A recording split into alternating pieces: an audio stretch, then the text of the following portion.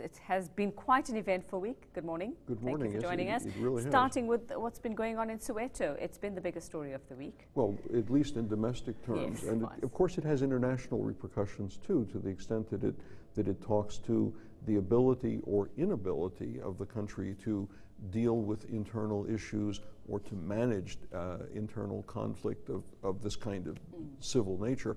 Obviously, there's been some small regrettable loss of life, with a lot of people arrested, a lot of stores broken into and goods taken.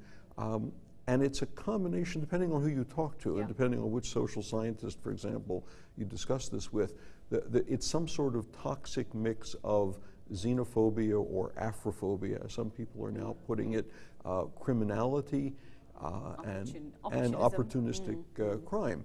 And exactly what part of this is which of those is a question that no one can really put their finger on, because the whole thing is on a substrata of a lack of evident economic opportunity for many of the young people who have been most prominent in this kind of activity. Yeah, we were speaking to the Economic Development MEC Lebogang Maile earlier, saying that is the problem. We're looking at unemployment and we're looking at other people who are just trying to make a living and just trying to do the decent thing. But we've seen a reluctance to label it xenophobia for the reasons that you've said. The worrying thing is that we're now seeing this spreading to other parts of Gauteng.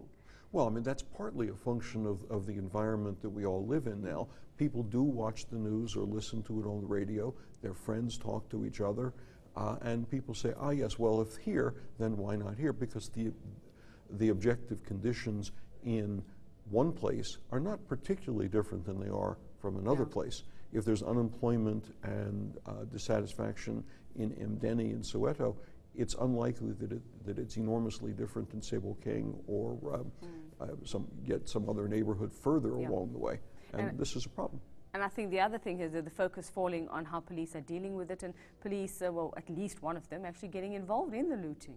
Well, that was a bit surprising or shocking. Disappointing.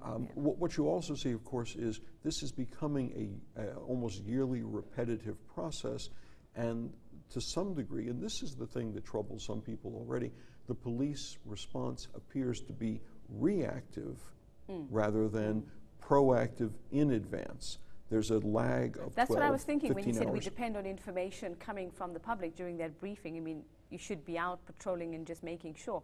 That would be, the thinking coming out of that is that you're not just waiting for people to phone you and say, this is happening, come now, as much as you react to that. You wait until you hear the sounds of glass breaking and grills being prized off. Or see flames. That's a little bit beyond the point when you should have already been patrolling.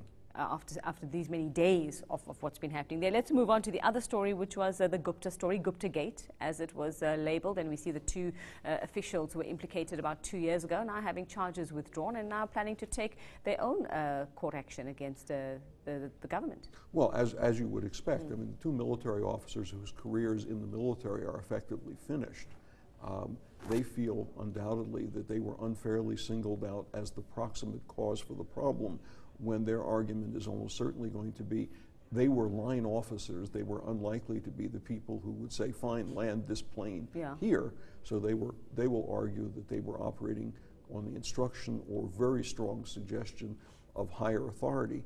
And the question, of course, is going to be, it's something that you and others in the station and all other media are going to be saying, and precisely how far along that line did higher authority? Well, they want to subpoena. One of them wants to subpoena the president. And I mean, what are the chances of that happening? I don't know.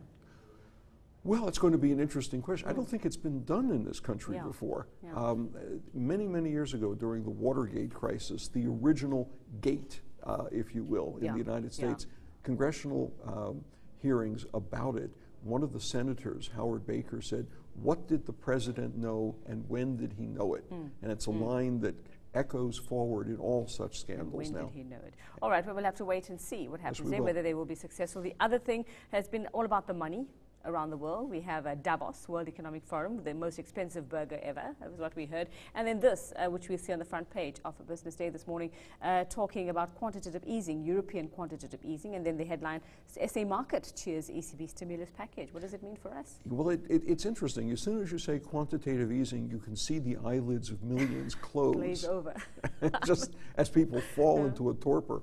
But what in very simple terms, what it means, the European Central Bank is going to be buying bonds from other financial institutions, and then with that, and by buying it, then they're sending money, effectively creating money, sending it to other banks and financial institutions, so that those banks in turn have more liquidity to loan or invest. And to the extent that it is successful, and the idea is it'll be something like $70 billion a month, which is a lot of money where you and I come from, I guess. That is supposed to be sufficient to prevent Western Europe, the European Union, from sliding into a greater recession. It's already tottering. Yeah. This is supposed to be just enough. What they also want to do, of course, is prevent a deflationary spiral. On an individual basis, you're cheered by the idea prices will go down, but if you believe that prices will go down further, you stop buying things. And as soon as that happens, businesses stop selling and factories stop producing and people get laid off, and then the opposite of a virtuous circle kicks in. You get a vicious it's all becoming cycle. clearer now. The fog is lifting. Okay, Economics 101, the class now is over. Go home, write the essay. Thank you very much. Brooke Spector, Daily Maverick Associate Editor, just taking a look back with us on the news week.